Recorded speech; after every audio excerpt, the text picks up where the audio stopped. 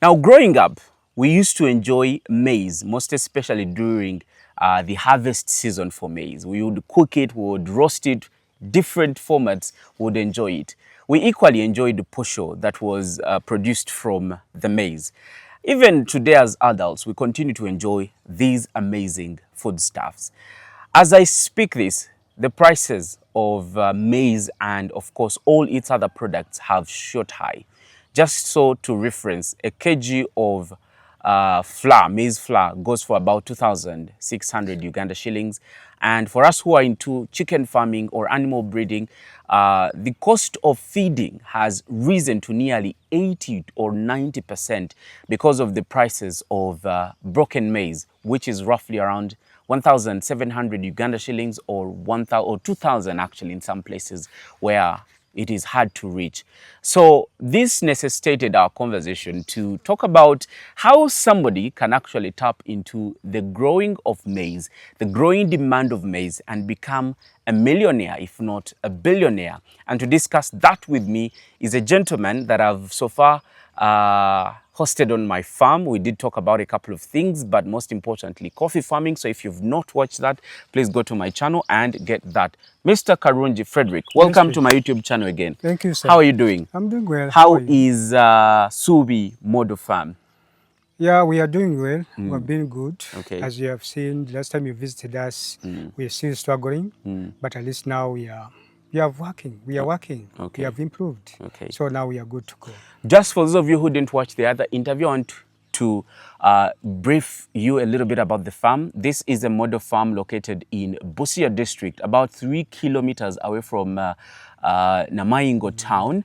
And they offer a couple of other things to the community and intending farmers. If you want to learn about fish farming, come to Subi Model Farm. If you want to learn about maize, about coffee, about chicken, about cattle, about goats, the answer is Subi Model Farm. Most especially if you're in the Bukedi region. We're talking about districts like Namaingo, Busia, Tororo, Mbale, Butaleja, Bukedea, all those other districts. But also we do welcome people from abroad, across the different divides, across the region. Please come and learn. Call on those numbers for the Model Farm and we shall be glad to serve you. So how lucrative is the maize business?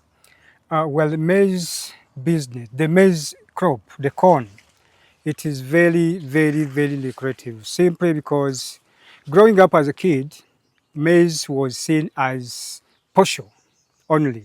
But now, maize is seen as feed for animals, feed for human beings, is seen as medicine. And some get all other starch, I don't know, all these proteins as a protein from the maize. So this is how lucrative this crop is. So now, why is it so expensive? So many farmers, like you have said, why is it so expensive? Simply because of those values that is not seen, it's no longer seen as a crop for humans only, it is seen as a crop for life, for all agriculture enterprises. Yes, so that's how it is seen now. Now, how do you benefit from the crop? Well, you have to plant it. So how are you going to plant it? You have to get, first of all, the knowledge, get the varieties. Which variety are you going to plant? Where are you? We have seen that actually Uganda is unique in a way that wherever you are, you can grow the same variety and actually get it. But to be specific, that's how the science did it at a narrow, the National Agriculture Research Organization, in that they went because into our different agriculture zones in Uganda. We have more than 6 of them. And when they went, they saw that in Uganda we have slightly different weather, different soils. They did all the soil testing and all that. And they were like, we need to develop different varieties for different agriculture zones. And also, because of the emerging challenges in the maize growing sector, the pests and diseases, and the weather changing, the weather patterns. So that's how they came up with different varieties of maize, that is including, but not limited to long 4, long 5, long 7, long 9, and long 10, and also other varieties like the Bazooka came on board, the Kayongo Go also came on board. And also we borrow, being, for example, people in Bukid, we borrow also from other regions. The DK variety that originates from Kenya. So in order to make sure we produce this crop, we make it available for the people and for the animals. How big of a space do I need to make financial sense? Do I need an acre? Do I need 2 acres, 3 acres, or 20 acres for me to make something commercial? Yes, for commercial purposes, maize, as like you have said, it is a low value crop in terms of feeds, in terms of which you are targeting eating it and selling it maybe to the market as a low crop before you add value. It's a low crop, it's a low value crop in that in a bump harvests, a kilogram can go as low as 300, 400 shillings. So you can imagine if you only have maybe an acre, and an acre, as we shall say, an acre of maize can fetch up to around 2 to 4 tons. So if you are selling a kilogram at 300 during bump harvest, you can imagine how much or how many acres do you need to make the ends meet. True. But surprisingly, during scarcity, it is a crop of high value. So you can imagine, so it makes sense depending on the prevailing market and also the purpose that we need it for. For which you're going to grow your maize. Yes. Is it for your own consumption? Own consumption. For the market? For the market. Or for your animals? Yes, because now if for me here, for us here at a Sobeef model farm, majorly we grow our crops for for our animals. And I will amuse you that for us we went for a variety called Long 5. The reason why we went for that variety because it has high protein content and because we are targeting to feed our animals and maybe to feed our workers. Yes. So now I have my acreage of land and I'm going to start. So let's do a calculation on 1 acre so that somebody can multiply on different acres. So if I want to have prepared, how many kgs do I need for 1 acre to plant 1 acre? To plant an acre, the seeds, yes. The seeds, now that's where the issue is. Before we go there, I would say, now how do we, the seed rate, that's okay, we should look at terms in seed rate, and you cannot talk about seed rate without talking about spacing. Spacing our maize. The spacing of our maize is actually 75 centimeters between row. When I say between row, from this plant, it's actually from this plant to this plant. And from between rows and in rows, it is actually 30 centimeters. So when you look at between those 75 and 30 meters between the crops, or from one crop to another, 30 centimeters, meaning in order for you to plant an acre, you need close to 10 to 12 to 15 kilograms of seeds. Of the seed. Yes. And how many do I put in one hole? Now that one will depend on your fertility, on your soil fertility. If you know your soils are slightly fertile, you can go for 2 or 3 plants per hole. But if when the soil are poor, at least you plant 1 to 2. That is, but at least I would advise our farmers to plant at least 2. What's the highest I can go? The highest you can go at least 4, but I wouldn't advise farmers to go for 4 because they will compete for each other. Because for nutrients? Yes, for nutrients. Okay. They will compete against each other. Yes. So after I have planted my maize, how soon should I weed? Or that depends on how the weed growth has come to the garden? Yeah. Or maybe the question would be, what is the management for maize? Thank you. The good management The practices. good management practices, we have talked about the whatever the spacing. Now after digging your holes, then you come up with manure. Remember our soils, we are looking at commercializing, we are looking at commercial production here, we're looking at this is money. So what we need to do is you apply manure. Here, if you are going for large acreages, I would request that, I would beg that you buy synthetic manure. That is the artificial manure, the NPK and all that. NPK and all that. At planting, we usually use DAP. Why DAP?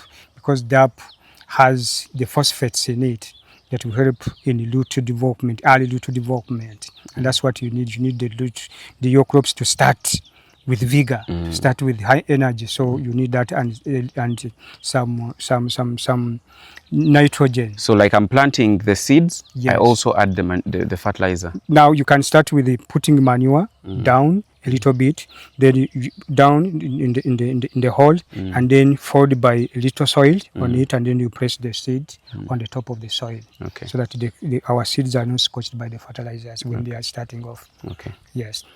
So you're still talking about the management. Okay, now that planting is done. Now after planting, you have to go through your garden to see that there are no pests. There are some nuisance pests that usually attack our crops, even our seeds, even when they are still in the garden. There are those weevils that will come and attack our crops, and there are those rickets that usually cut our crops, the roots and the plant as it emerges from the soil. So those ones should be monitored, and if there are many, you can come up with some insecticide and spray those ones. Okay. Now weeding should be done as early as possible, especially when our maize is approaching the knee height. And sometimes it depends on how you prepared your garden, because there are farmers who plant their gardens when the weed has started germinating. So that one means you can dig as soon as you see that the weed has emerged. So the reason as why we remove the weed is to avoid competition for nutrients and sunlight. Yes. Yes. So after weeding, when maize approaches the knee height, for those who are told the knee height should be around 2 feet. So you apply your top dress. In top dressing, we usually use nitrogen, because at that stage, nitrogen and some maybe phosphates are needed. There are potassium are needed for the feeds, for the weeds to continue growing, and put on the enough vegetation that will give you a strong comb. Yes. Then thereafter you spray. These days we have variety of pests, but the most dangerous one these days is called the army-fall worm. It is a maggot that develops, that develops into a caterpillar, like as it eats. You see it as a caterpillar. That caterpillar is so dangerous these days that it can even destroy so many acres in several nights. Yes, so that one should be included. Actually, it likes the crop when it turns around 2 weeks after planting. Yes, so that one should be controlled. You spray against it using different insecticide. Thereafter, you do the secondary weeding when actually the maize is about to flower. You do the secondary weeding. Apart from thereafter, you wait for your maize to grow. How long does the maize take before I mean, we used to grow maize, but I really never took time to pay attention to how long it actually takes before it is ready. Now that I've talked about the varieties before, different varieties actually mature at different times. We want the one that matures quickly. Because for us, we after that. Currently in Uganda, the fast growing or maturing variety that matures early is the long 4 and long 5. That one takes between 90 days to 115 days. So in simple terms, 3 months to 4 months. No, 3 months to around. Until 90 days, that's 3 months. That's 3 months to around 3 months and a half. Okay. Yes. I have my maize, enjoying my Other maize. varieties take Can't we have maize that grows in 1 year? I mean, in one month. Why not in 1 month? Because there's nothing really special about it. It's Yeah, just maize. that we shall leave it to researchers. They will hear you. They will hear you. Guys, and can't we have maize that grows in a month? I mean, for us as poultry farmers, we are struggling to feed our chickens simply because we run out of Ugandan maize very quickly. The demand is increasing. Can't we have something like we have chickens for one month, 6 weeks? And maybe to help you, or to help the researchers around, or to help you, the researcher will help us. Yeah, this maize actually, the variety, like I've said, this is the earliest, or the early growing variety. At the long 3.5 to 4 months. To 3, not 4, 3.5 months. But there are other varieties that it takes longer. So it has been work. Like this is the best. It has been work in progress. That at least, because there are those that grow up to around 120 days and 125 days. So it has been work in progress. Okay. But to reduce it to 1 month might take some time. The researcher will tell us. Okay.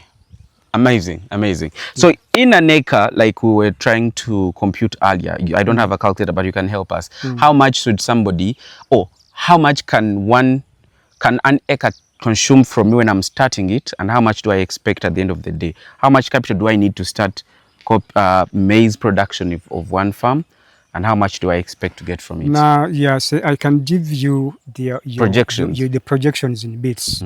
One, I don't know which method are you going to use in opening up the land, preparing the land. We are using, we are assuming we are using the rudimentary tools. I'm just having my family. We're going to cultivate our land. That one will be your labor. That is family labor. We shall leave the labor out. That is, we shall leave the labor for you. Now we can start by buying seeds, and that one will depend on the variety you are going to plant. For example, the fast maturing one. The fast maturing, that is the long 5. The long 5 that we planted at our farm is between 5,000 to 6,000 kilogram of. Let's put it at 6K. I need 12. You need 15 kgs. You need 10. You need 10 to be that specific. Is 60,000. That is 60,000. That is 60. That is 60. So that is 60. Get that one. Yeah, 60,000. If you get 60,000. Now in an acre, let's just do an acre. In an acre, you need 50 kilogram bag of DAP. How much is that? That is the fertilizer. DAP can go, it depends on the market, but it can go between 113 to 118. Let's put it at 115. Yeah, 150. So 150. You just put 150 plus transport. 150 plus 60, plus transport, that's 170 there. No, that's 210. That's 210. Yes. Plus transport and other costs. And all that. No, plus your 6, that is no, all of it. Okay. Yes. Now you are about, we said and we shall then later you also have another 50 kgs of NPK or something. A 50 kilogram bag of urea. We usually use urea here when we are top dressing. Urea is slightly expensive in some areas. It can go between 140 to 180. Let's put it at 150 again. 150 so 150 plus 210, that's 360,000. And then we shall also need some pesticides, maybe for 40. So that's 400. Yeah, okay. That is 400. Yes. Then you wait for. Then you need harvesting, but we left the labor for your family, for you. So in now, 1 acre, the best I've harvested is how much? The best you can harvest is in terms of kg. In terms of kg, depends. Now you planted this variety. The quick one. The quick one. That quick one will give you 1,600 to 1,800. Let's do 1.6 tons. That is 1.6 tons. Times 800 being our highest. Okay, let's do 500 during a bumper harvest. 500 times 1,600 kgs. It's 800,000 shillings. So that's a profit of 400. At farm gate price. Farm gate price. The lowest price, ladies and gentlemen, within 3 months, you're able to harvest and get 400,000 Uganda shillings. But also remember, if we included the labor, it could reduce maybe to 300 per acre as profit.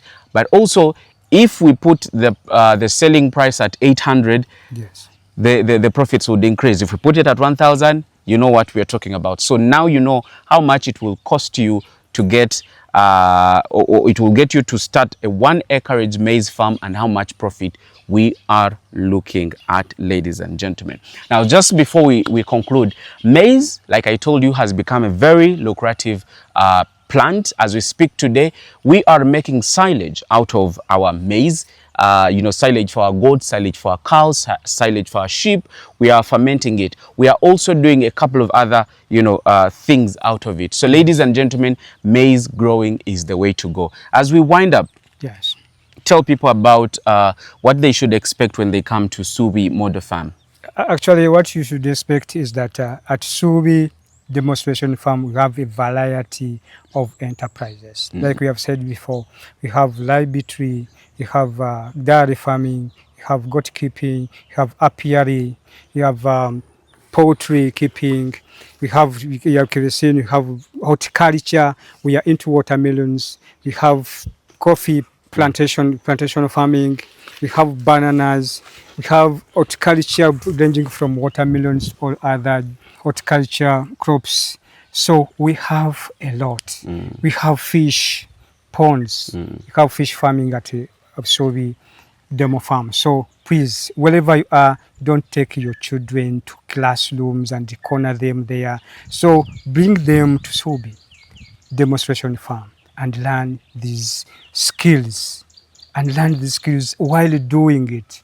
Perfect. Thank you so much for giving us time to speak to us, Mr. Karungi Fred. Mr. Karungi Fred is an amazing man. We've had conversations around the farm, and I am equally very much impressed. And trust me, I'm going to have a lot of changes at my farm as well. Until then, ladies and gentlemen, don't forget to go to Sungura House, Bukoto, and eat some rabbit meat, chicken meat, goat meat, pizzas. The best juices are at Sungura House. And also, don't forget to follow me on different social media platforms at Dennis Duke UG. Until then, see you in my other exciting video. Ciao.